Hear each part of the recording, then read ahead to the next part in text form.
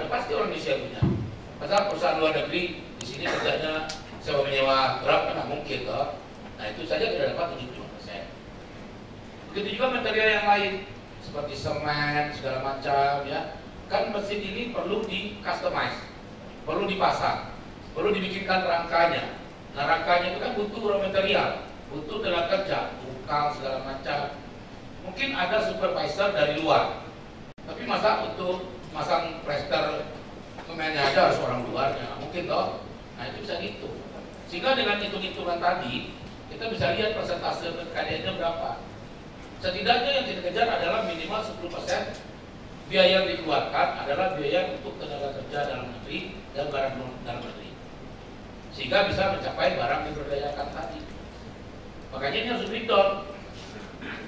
Ini memang biasanya orang belinya gampang begitu ya, tapi dengan TKDN ini harus mau tak mau suka-suka breakdown. Dan ini bisa dilakukan dengan contoh seperti ini. Ini gampangnya seperti ini. Dikumpulin semua, total masukin di sini. Nanti ketahuan nih berapa biaya produksinya nih. Oh ternyata setelah biaya produksi ini tadi di sini ada 200, di sini 50, berarti 250 yang lokal. Yang luar negeri ada 1M tambah 50, berarti 1050. Totalnya 1300. Ya sudah, 4A dibagi 4C berapa persentasenya? Dapat tadi yang 19% tadi. Gitu Pak.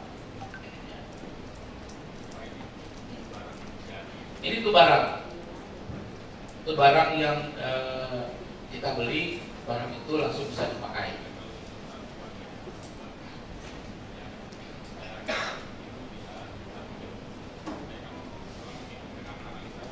Ya. Naiknya Mbak.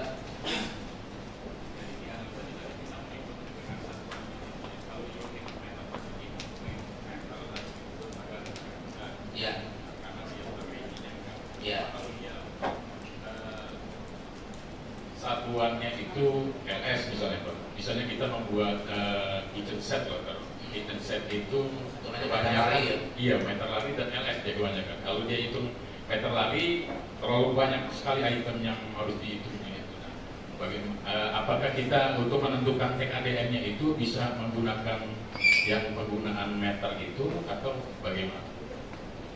TKDN itu yang dilihat adalah barang materialnya Pak, bukan jumlah materialnya ya, tapi jenis barang materialnya. Jumlahnya itu hanya diperlukan untuk melihat total TKDN-nya. Ya Bapak bisa menggunakan meter lari, bisa menggunakan meter persegi, tergantung kebutuhannya. Seperti tadi bikin genset. Genset itu kalau meter persegi mungkin masuk ya, tapi kalau meter lari mungkin hitungannya masuk. Ya sudah, kan tetap komponennya sama. Yang dihitung itu adalah komponen dan biayanya berapa. Baru di total, baru di situ kelihatan TKDN-nya. Dan biasanya kalau produk-produk seperti itu masuk gabungan produk dan gabungan barang dan jasa. Nanti ada metodenya ada. Kalau ini masih kita bicara produk ya. Jadi seperti tadi ada pertanyaan mengenai barang di mana kita butuh dari Kimia Farma tadi ya. Kita butuh barang tapi TKDN-nya nggak ada, sertifikat TKDN-nya nggak ada. Bisa dihitung kan? Untuk produk itu TKDN-nya bisa. Ya metodenya pakai ini. Ya, ini rumusnya. Nanti rinciannya bisa disesuaikan. Kenapa di sini dibikin umum? Karena setiap produk materialnya beda-beda. Bapak beli nih dergua, ya, dergua ini pasti beda nih. Materialnya dibanding misalnya lem mineral. Nah itu semua item-itemnya harus gitu. Jadi di sini cuma dibicarakan umumnya, ya, kategori umumnya. Apapun materialnya bisa dihitung sesuai dengan jenis produknya atau jenis barang. Ya. Jadi sampai sini bisa ya menghitung TKDN barang ya. Apapun jenis barangnya bisa kita ini. Silakan.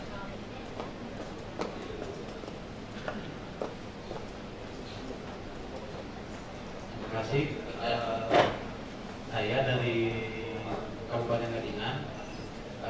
Ini bertanya Pak, di sertifikat Kemendarin, misalkan untuk contohnya ECP, di sertifikat Kemendarin ada sertifikat TKDN-nya. Cuma lebih dari 1 bulan Ya, sertifikat TKDN-nya. Itu yang kita pakai yang mana ya Pak? kalau lebih dari 1, berarti kan kita punya kebebasan memilih. Dan Bapak Ibu ingat ya, penggunaan TKDN itu tentu sesuai dengan kebutuhannya kita. Ya. Kalau misalnya tadi saya sampaikan ada lebih dari 1 produk yang sama dan punya sertifikat TKDN. Nanti kan kita mau milih yang mana? Metodenya apa? Kalau kita metodenya pengadaan langsung kan berarti boleh milih langsung. Kalau penunjukan langsung juga bisa milih langsung.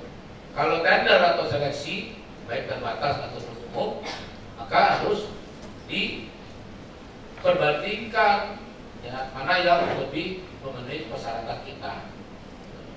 Jadi itu nggak ada isu. Ya. Itu pemilihan satu merek atau membandingkan lebih dari 1 merek itu tergantung dengan metode pemilihan penyedianya.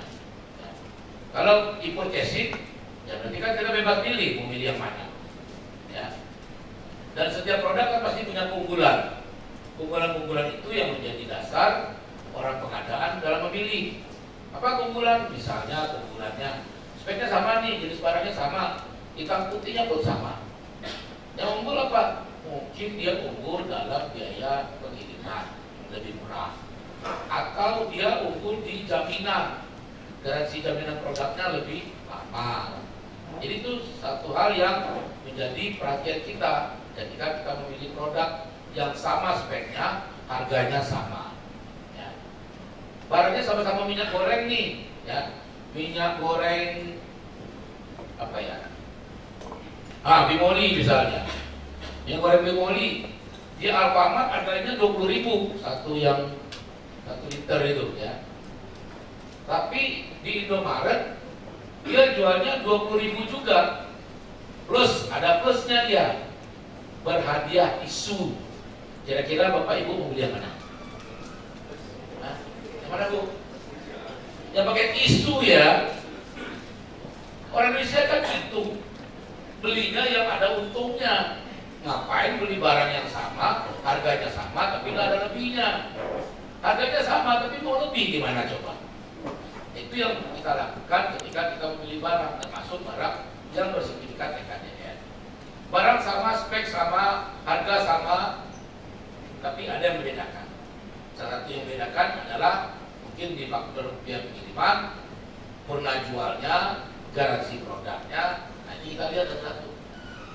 Gitu, ya. Oke, kita lanjut. Ini masih banyak ini Pak. Nah ini contoh form rekapitulasi TKDN barang.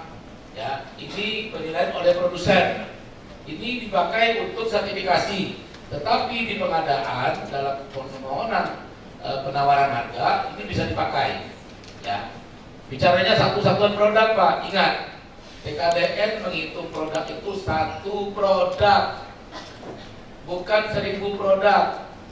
Bapak beli air minum yang dihitung cuma TKDN 1 botol, walaupun belinya 1000 botol. Ya, ini penting Bapak pahami untuk menetapkan HPS. Kalau Bapak beli air minum 1000 botol yang dihitung cuma 1 botol, maka HPS-nya adalah yang 1000 apa 1 botol? 1 botol. Ini penting Bapak pahami ini dulu, karena banyak ahli pengadaan yang tersesat dalam hal ini. Ya, ingat itu. Nah, namanya TKDN barang itu bicaranya 1 produk, walaupun Bapak Ibu belinya 1000 produk.